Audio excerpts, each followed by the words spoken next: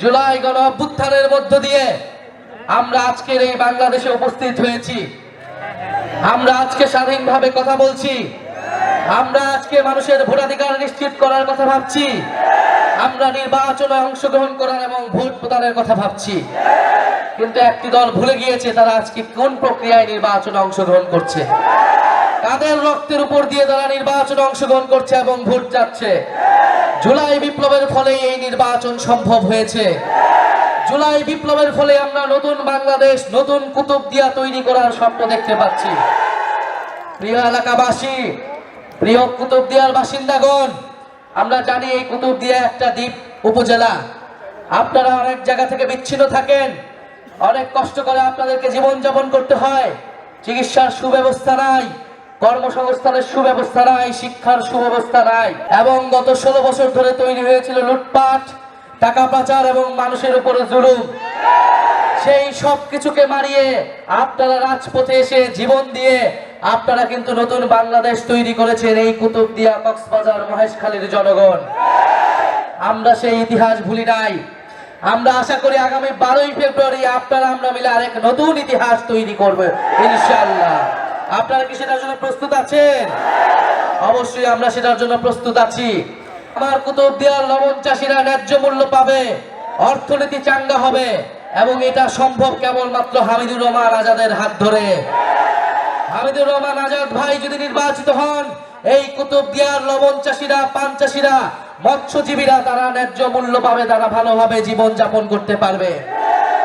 আমরা জানি কুতুবদিয়ায় বেড়িবাঁধ নাই। কুতুবদিয়ার মানুষের দীর্ঘদিনের দাবি হচ্ছে বেড়িবাঁধ তৈরি করা। ফেরিঘাট নাই, কুতুবদিয়ার মানুষের দাবি হচ্ছে ফেরিঘাট তৈরি করা। ইনশাআল্লাহ আজাদ ভাই যদি আগামীর সংসদে এবং আগামীর মন্ত্রিসভায় যেতে পারে আপনাদের ভোটে, ইনশাআল্লাহ এই কুতুবদিয়ায় ফেরিঘাট হবে, বেড়িবাঁধ হবে ইনশাআল্লাহ। আমরা কুতুবদিয়ার চেহারা পাল্টে দিব ইনশাআল্লাহ। এই 5 বছর পরে, আগামী 5 বছরের মধ্যে এই আজকের কুতুবদিয়া থাকবে না, এক আধুনিক কুতুবদিয়া মহেশখালী আমরা নির্মাণ করব ইনশাআল্লাহ।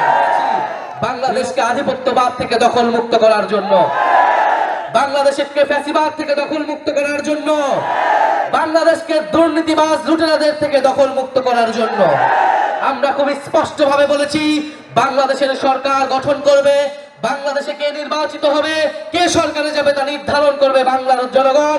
দিল্লি থেকে কোনো ষড়যন্ত্র মেনে নেওয়া হবে না। বাংলাদেশে আর কখনো ওই দিল্লির দাবিদারি সরকার বসতে পারবে না। ফলে বাংলাদেশের সেই আজাদের লড়াই, সেই সার্বভৌমত্বের লড়াইয়ের জন্যই কিন্তু এই ঐক্যবদ্ধ বাংলাদেশ। আপনারা প্রস্তুত হন দুর্নীতিবাজ, চাঁদাবাজ, সন্ত্রাস, ফ্যাসিস্ট, আধিপত্যবাদ থেকে আগামীর বাংলাদেশকে দখল মুক্ত করার জন্য আগামীর 12ই ফেব্রুয়ারি আপনারা সবাই ঐক্যবদ্ধ বাংলাদেশের মার্কা, এই কক্সবাজার 2 এর মার্কা দাঁড়িপাল্লায় সবাই ভোট দিবেন। আরেকটি কথা বলতে চাই শেষে, বলা হচ্ছে নতুন জালেম নাকি তৈরি হয়েছে। অবশ্যই আমরা দেখছি নতুন জালেম তৈরি হচ্ছে।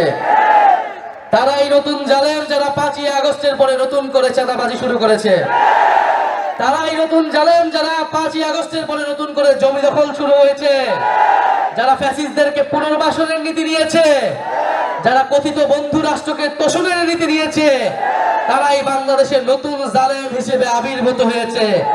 এবং এই জালেমদেরকে রুখে দেওয়ার দিন হচ্ছে আগামী 12ই ফেব্রুয়ারি। আপনারা প্রস্তুত আছেন? আপনারা সবাই আজাদ ভাইকে ভোট দিবেন, দাঁড়িপাল্লাকে জয়যুক্ত করবেন। আপনারা আজকে কথা দিন 12ই ফেব্রুয়ারি যদি ভোট কেন্দ্র দখলের চেষ্টা হয়, নিজের জীবন দিয়ে আমরা ভোটাধিকার রক্ষা করব। হামিদুর রহমান আজাদ ভাইকে কক্সবাজার 2 আসন থেকে আমরা জয়ী করব।